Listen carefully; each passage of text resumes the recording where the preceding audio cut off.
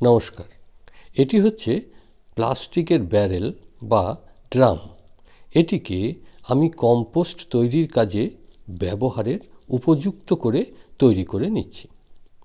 আমি 210 লিটার সাইজের ব্যারেল ব্যবহার করছি।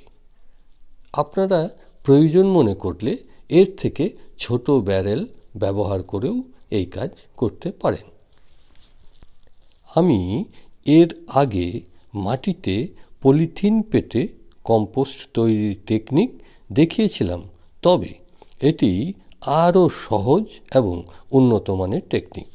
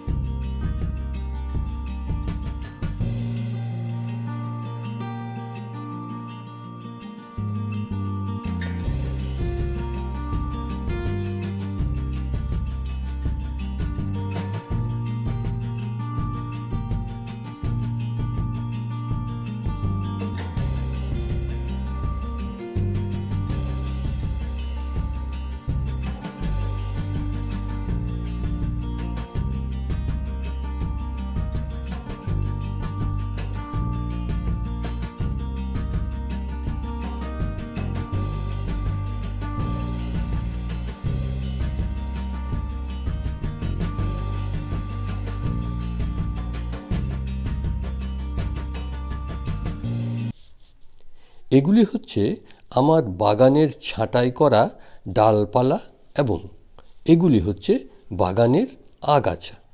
এছাড়াও এতে দেওয়া যাবে কিচেন ওয়েস্ট বা সবজির খোসা এবং বিভিন্ন ফলের খোসা। এইভাবে প্রতিদিন দিয়েই যেতে হবে। মনে রাখবেন, এখানে কোনো জল দেওয়ার প্রয়োজন নেই। তাই বর্ষার সময় যাতে জল না ঢুকে যায় তার জন্য ঢাকা দিয়ে রাখতে হবে।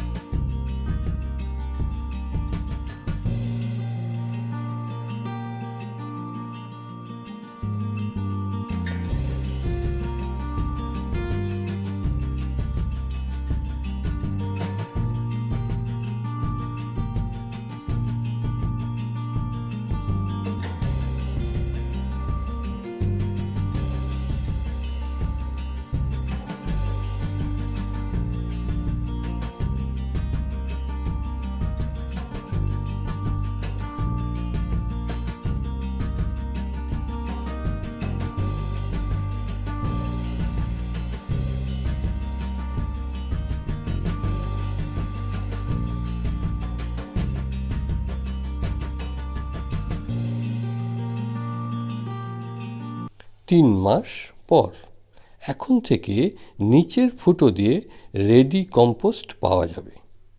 এ যেন কম্পোস্ট তৈরির মেশিন। শুরু থেকে একবার মাত্র 3 মাস অপেক্ষা করতে হবে। তারপর থেকে আর অপেক্ষা নয়, প্রতিদিন উপর থেকে কাঁচামাল ভরতে থাকুন এবং নিচে থেকে রেডি কম্পোস্ট বের করতে থাকুন।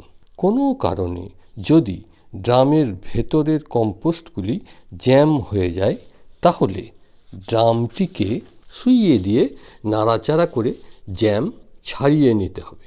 তারপর ভেতরের কম্পোস্টগুলি একটু ড্রাই করে আবার ড্রামটিকে সোজা করে দিলেই হবে। বের করা কম্পোস্টগুলি কয়েকদিন রোদে শুকোনোর পর এগুলিকে এই অবস্থায় সরাসরি প্ল্যান্টের গোড়ার মাটিতে ব্যবহার করতে পারেন। আবার চালনায় চেলে নিয়ে ছোট দানা এবং বড় দানা আলাদা করে নিয়ে প্রয়োজন মতো করে ব্যবহার করা যায়।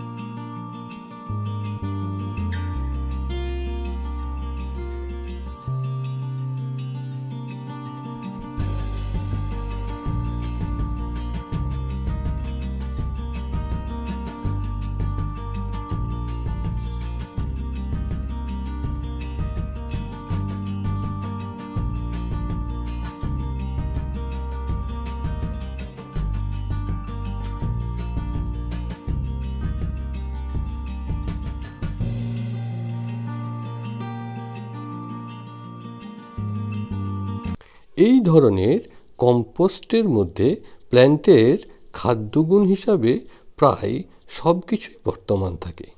তাই চালার পর যে ছোট ছোট দানাগুলি বের হবে সেগুলিকে 24 ঘন্টা অথবা 48 ঘন্টা জলে ভিজিয়ে রেখে সেই জলকে হাইড্রোপনিকের নিউট্রিশন হিসাবে ব্যবহারও করা যায় এবং তাতে ভালো ফল পাওয়া যাবে।